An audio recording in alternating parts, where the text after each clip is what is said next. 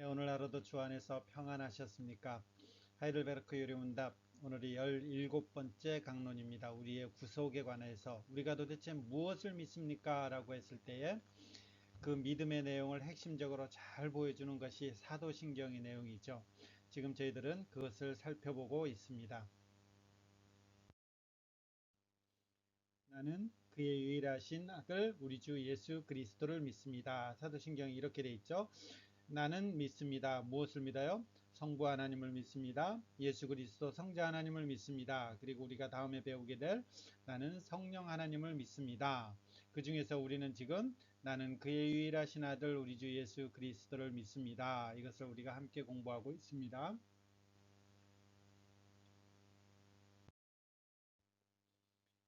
그 중에서도요, 우리는 여기까지 공부했어요. 그는 성령으로 잉태되어 동정녀 마리아에게서 나시고 본디오 빌라도에게 고난을 받으사 십자가에 못 박혀 죽으시고까지 했죠. 근데 죽으시고는 오늘하고도 같이 연관됩니다. 죽으시고 장사된 바 되었다가 이렇게 되어 있는데 우리 한글 저희들이 대부분의 교회에서는 이 표현을 안 쓰죠. 지옥에 내려가신지 장사되어 지옥에 내려가신지 이 표현은 안 쓰는데 이 표현이 들어있는 데도 있고 안 들어있는 데도 있어요. 이 부분은 무슨 뜻인지 오늘 나중에 조금 더 설명드리겠습니다. 여하튼 이제 오늘 할 부분은 죽으시고 장사되는 이 부분 이렇게 저희들이 함께 살펴보겠습니다. 자, 우리가 지금 살펴보는 내용이 이거죠. 그리스도의 낮아지심 비하, 탄생부터 오늘 지옥에 내려가심, 음부 강화, 지옥 강학 이렇게 되는 것이고요. 그리고 다음 시간부터 할게 그리스도의 높아지심, 승기 관련된 부분 이렇게 되는 것입니다. 그러니까 오늘이 비하와 관련돼서는 오늘이 마지막 시간이 되겠죠. 질문을 하면서 시작합니다. 왜 질문입니까? 하이델베르크 요리문답 자체가 소요리문답 이런 모든 것들이 질문과 답변으로 되어 있죠. 그래서 그 질문이 꼬리에 꼬리를 물고 질문하는 형식으로 되어 있기 때문에 저도 몇 가지 질문을 하면서 이렇게 우선 살펴보고 그 다음에 텍스트로 넘어가도록 하겠습니다. 예수님은 이 땅 가운데 오셔서 왜 그 고난을 다 당하셨으면 됐지 왜 죽기까지 죽으시기까지 낮아져야 됐습니까? 왜 그 낮아지는 극치가 십자가에 못 박혀서 죽는 데까지 갔습니까? 이런 질문을 하게 되는 것입니다. 답이 뭐죠? 하나님의 공의 그리고 하나님의 진리 때문에 그렇다라는 것이죠. 자, 그러면 이 하나님의 공의는 뭐고 하나님의 진리는 뭡니까? 하나님의 공의라는 것은 하나님의 어떤 본성 성품을 말하는 거죠. 하나님의 본성 성품이 이렇다라는 거죠. 어떻다라는 거요?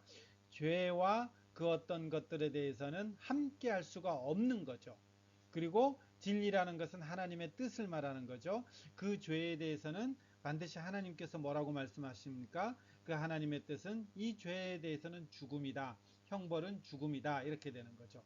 그러니까 하나님의 그 성품과 하나님의 어떤 본성 그리고 하나님의 뜻을 조차 볼 때에 이 죄 가운데 있는 인생들에게 답은 하나밖에 없는 거죠. 죽음밖에 없는 것이죠.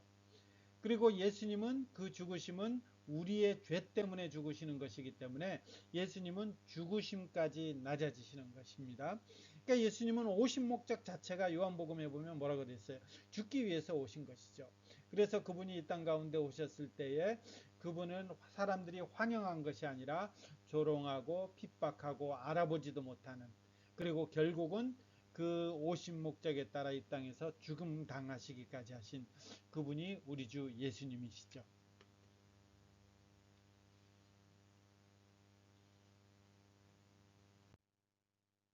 그러면 이제 두 번째 질문은 예수님은 왜 죽으시면서 그 다음에 그 이후에 장사되었을까?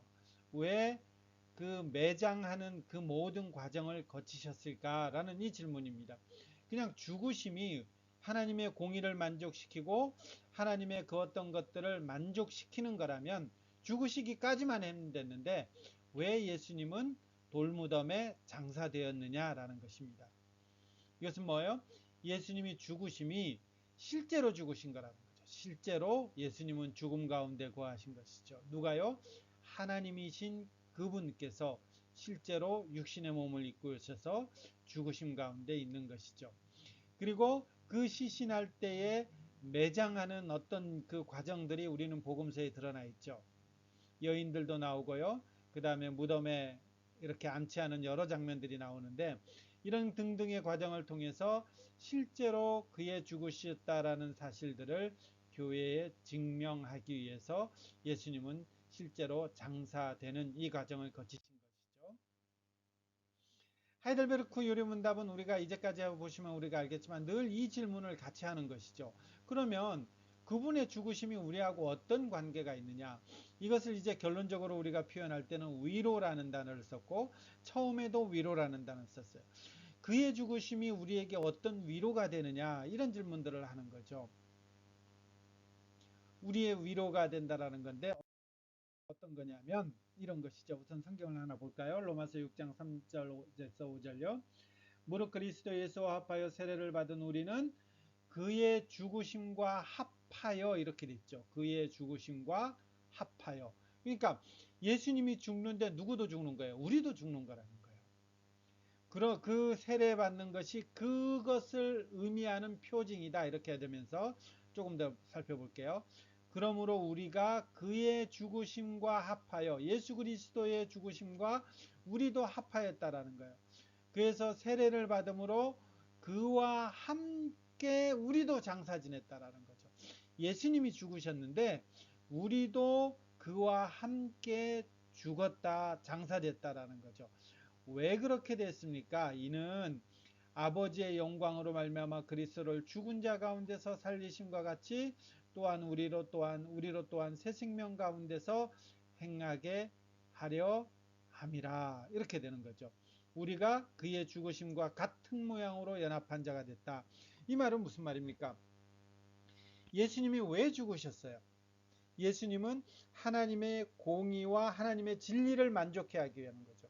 그 하나님의 공의, 하나님의 진리가 뭐죠? 그 죄에 대한 하나님의 형벌, 그리고 그 죄에 대한 심판, 그것들을 그냥 두는 것이 아니라 죄를 극히 싫어하는 하나님의 성품, 이것 때문에 죄는 반드시 죽어야 되는 것이죠. 그것을 누가 죽은 거예요? 예수님이 죽은 거예요. 근데 지금 로마서의 표현으로 하면 우리가 세례받을 때 이 의식들이 뭐냐면, 이것은 하나의 어떤 표식인데, 이것이 예수님이 죽을 때 우리도 같이 죽었습니다 라는 것들을 세례라는 의식을 통해서 우리가 고백하는 거라는 것이죠. 그러면 예수님이 죽었다는 것이 우리에게 어떤 연관이 있습니까? 라고 했을 때에 우리도 역시 예수님과 함께 죽었다라는 거죠. 예수님과 함께 죽었다라는 것은 우리도 역시 죄에 대해서 죽었다, 이렇게 되는 거죠. 죄에 대해서 죽었다. 그래서 우리가 예수님이 그 죽으시고 장사 지내다 바 되었다라는 것은 예수님 안에서 우리도 이 죄가 완전히 죽었다, 하나님 앞에서 우리가 이 죄를 해결받았다, 이런 것들이 이제 되는 것이죠. 물론 이제 나중에 가면 예수 그리스도와 함께 다시 살았다까지 하는데, 오늘은 이제 거기까지는 안 가고요, 죽었다까지 가는 것이죠. 그러니까 예수님이 죽으심이 우리하고 무슨 상관이 있습니까 했을 때 지금 이런 표현들을 쓰는 것이죠. 그러면 아니 예수님이 죽으셨으면 우리는 왜 죽습니까? 여러분 이 질문 해보셨나요? 예수님이 죽으셨으면 됐지, 왜 또 이제 우리는 왜 죽는 것입니까? 예수님이 치르신 그 죄값이 모자란 것입니까? 그래서 우리도 죽게 되는 것입니까? 이런 질문을 하는 것이죠. 여러분 한번 답해 보실래요?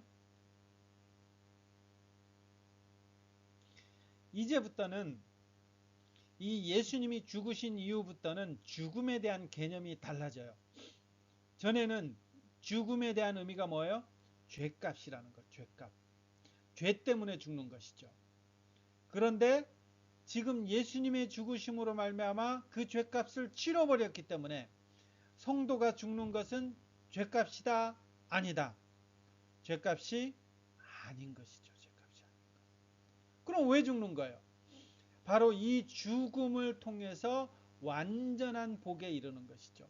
이 죽음이라는 통로를 통해서 완전한 복에 우리는 거하게 되는 거예요. 그래서 우리가 이 땅 가운데서 종말을 할 때 우리가 다시 하겠지만요, 이 땅 가운데서 우리의 생을 마감하면서 우리가 죽음에 이르렀을 때에 우리는 금방 그 즉시로 하나님 앞에서 우리 영혼은 하나님 품에 안겨서 그 하나님의 영광 가운데 거하는 것이죠. 그럼 이 죽는다라는 것은 뭐예요? 죄값을 치르는 것이 아니라 하나님 그 영광의 품에 안기는 영원한 극치의 복에 들어가는 통로가 되는 것이죠. 우리는 여전히 이 땅 가운데서는 옛 본성과 더불어서 괴롭힘을 받게 되죠. 우리의 부패성이 아직도 제거되지 않았기 때문인 것입니다. 그래서 우리는 이 생에서 우리의 슬픔, 불행을 일으키는 죄를 여전히 짓고 있고도 하죠. 근데 우리가 죽을 때에 우리의 죄성, 우리의 온갖 죄된 경향성을 다 뒤로 한 채 우리는 완전히 온전한 모습으로, 완전히 깨끗한 모습으로 영원한 생명 안에 들어가서 하나님 앞에서 하나님의 영광 가운데서 우리는 하나님을 섬기게 되는 것이죠. 그러니까 예수님이 죽으셨는데 우리는 왜 죽나요? 라고 했을 때에 이 죽음의 개념이 달라지는 거죠. 전에는 죄로 인해서 죽는 거지만 지금은 하나님의 영광 가운데 일어나는 그 완전한 복에 이르는 통로다. 이렇게 생각하시면 될까요? 그러면 우리는 이런 질문을 또 해보는 것이죠. 그리스도의 죽음이 우리에게 유익이 있다 그랬죠. 어떤 유익요? 이 죽음으로 말미암아 더 이상 우리의 죽음이 죄값이 아니라 하나님의 그 영원 복락에 이르는 통로가 된다 그랬죠. 근데 이거는 언제 일어나는 일이에요? 나중에 일어나는 일이죠. 그럼 우리는 여기서 이 질문을 하나 더 하는 거죠. 이 땅에서도 그리스도의 죽음이 우리에게 어떤 유익이 있습니까? 이 질문을 하게 되는 것이죠. 여러분 유익이 있나요 없나요? 하이델베르크 요리문답은 이것을 지적하고 있습니다. 전에 우리는 어떤 상태인가요? 웨스트민스터 신앙고백사 할 때 여러분 혹시 기억나세요? 우리의 인간의 상태들을 조금 나눴어요. 맨 처음 아담의 상태는 어떤 상태예요? 선을 행할 수도 있고 악을 행할 수도 있는 상태. 선을 행할 수 있는 능력도 있고 악을 행할 수 있는 상태. 이게 아담과 하와만 가졌던 상태죠. 근데 아담과 하와가 타락함으로 말미암아 그 다음은 죄의 상태죠. 구원받기 전에 그 죄의 상태에서는 어떤 상태인가요? 우리가 행하면 행할수록 하나님 앞에서 이쁜 짓 하는 것이 아니라 하나 행할 때마다 우리의 모든 행동은 다 죄가 되는 거죠. 그래서 내가 하나님 앞에서 어떤 것을 합니다 이렇게 하면 그런 것들이 다 죄가 되는 거예요. 그래서 내가 행동 하나하나 할 때마다 그 행동 하나하나에 하나님의 벌, 하나님의 징벌, 하나님의 책임을 다 묻는 것이죠. 이게 죄의 상태라는 거죠. 근데 예수 그리스도로 말미암아 그 죽음 가운데서 우리의 죄를 해결해 주셨다. 그리고 그 죽음 속에서 우리도 죄에 죽었다라는 것은 그 다음은 무슨 말이냐면 성령 하나님께서 우리 안에 내주하시는 것이고 성령 하나님께서 우리에게 안에 내주하심으로 말미암아 이전까지는 내가 행동하는 모든 동작이 다 죄였는데 이후부터는 성령 하나님으로 말미암아 내가 영적 선을 행할 수 있는 거죠. 그래서 내가 하는 행동을 통해서 하나님이 어떻게 하는 거예요? 전에는 내가 행동할 때마다 벌 받았는데 이제는 내가 행동할 때마다 하나님을 기쁘시게 할 수 있는 거죠. 그래서 스바냐 3장 17절 기억나시죠? 내가 너로 인하여 기쁨을 이기지 못한다.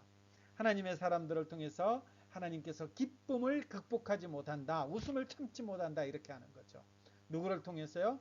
그리스도의 죽음과 함께 이 땅 가운데서 세례를 통해서 죽음을 같이 경험한 사람, 그리스도와 그리스도의 죽음과 합하여 죽은 사람들은 이 땅 가운데서 하나님을 기쁘시게 할 수 있다라는 거죠. 어떻게요? 성령 하나님의 인도를 따르면서. 여전히 우리 안에는 부패함이 있어요. 여전히 우리 안에는 예습성이 있어요. 이것들로 인해서 우리가 악한 것들을 생각하기도 하고 죄 중에 빠지지만 우리는 점차 이 안에서 하나님을 기쁘시게 할 수 있는 그런 영적 선을 행할 수 있는 존재가 된 것이죠. 여러분 이게 가장 큰 거 아닌가요? 우리가 하나님을 기쁘시게 한다. 이 엄청난 일을 이 땅 가운데서도 우리가 할 수 있다라는 거죠. 성령 하나님께서 우리에게 내주하시는 것입니다. 자, 그 다음 표현은 조금 어려운 표현인데요. 우리 선교사님들이 처음 들어왔을 때는 이 표현을 사도신경에 넣었다가 1908년인가요? 이게 찬송가를 통합하면서 이 표현이 사라졌죠.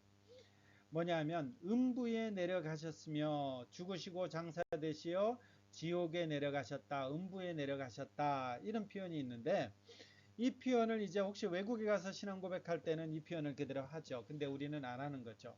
근데 이 표현의 의미들은 우리가 좀 살펴보고 가면 좋을 것 같아요. 천주교에서는 뭐라고 말하느냐면 이 음부 지옥, 지옥에 내려가다라는 것을 지옥을 구약 성도들이 존재했던 장소로 이렇게 하는 거예요. 그래서 그곳 가운데서 복음 선포하고 그들을 하늘로 내려가셨다. 3일 동안 예수님이 죽음 가운데 머물러 있었는데 그 3일 동안 죽음 가운데 있는 이 순간이 예수님은 지옥에 가셔서 그 구약 성도들 하나님의 사람들을 그 구원해내셔서 천국으로 인도하셨다. 이렇게 표현하는 거죠. 루터파 같은 경우는 이렇게 표현했어요. 그 음부지옥이라는 것은 예수님이 3일 동안 죽음 가운데 있었는데 사단과 악한 세력들이 거주하는 지하세계를 말한다라는 거죠. 그럼 예수님이 그곳에 가서 뭘 하시겠어요? 사단에게 정죄를 선언하고 진정한 예수 그리스도의 승리를 선포했다. 이렇게 표현하기도 해요.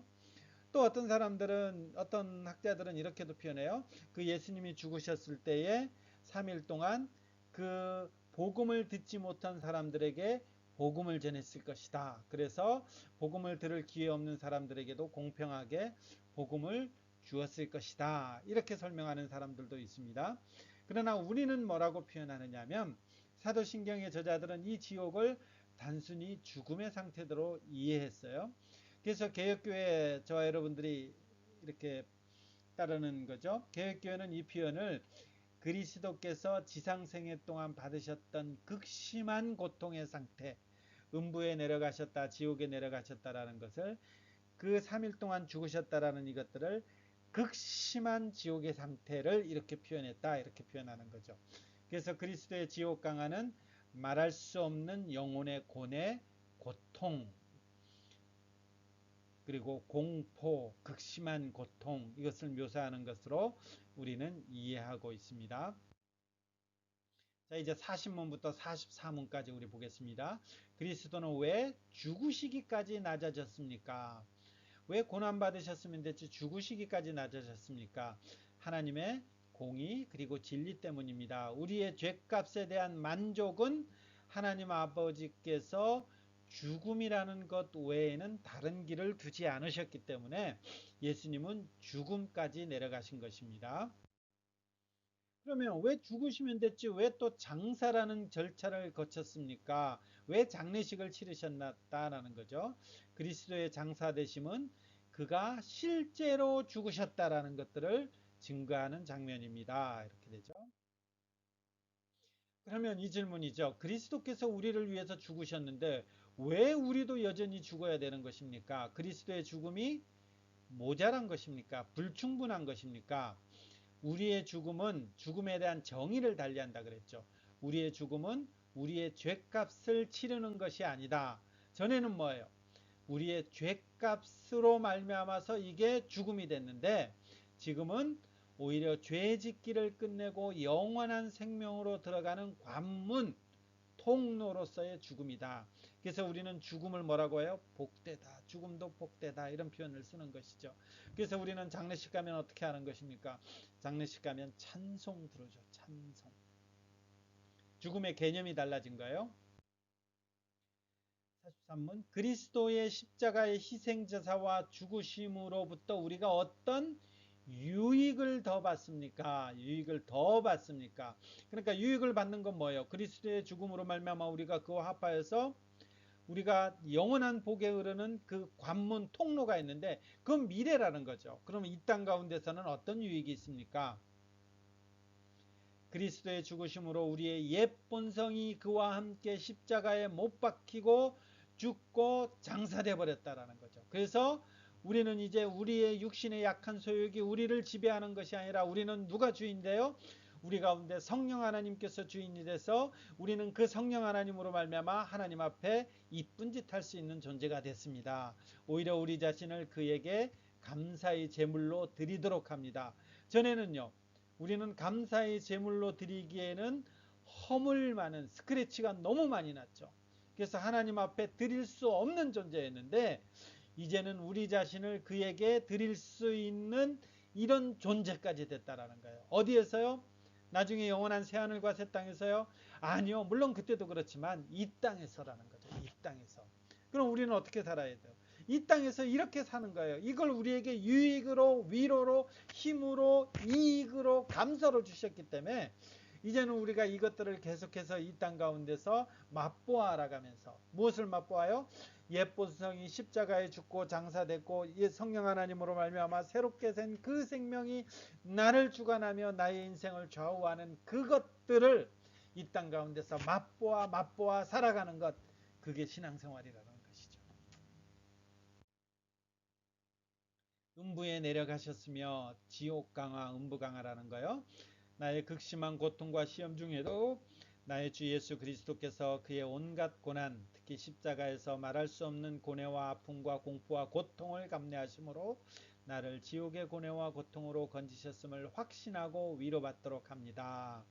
그러니까 우리가 이런 고백, 우리는 이 고백을 안 하지만 이런 고백을 할 때마다 예수님이 이런 고난을 겪었고, 그리고 나도 이런 고난을 겪어야에도 불구하고 예수 그리스도께서 건지셨습니다. 그리고 그것이 나에게 위로가 됩니다. 고백하는 것이죠. 정리합니다. 그리스도께서는 하나님의 공의와 진리 때문에 죽음을 담당하여야만 했습니다.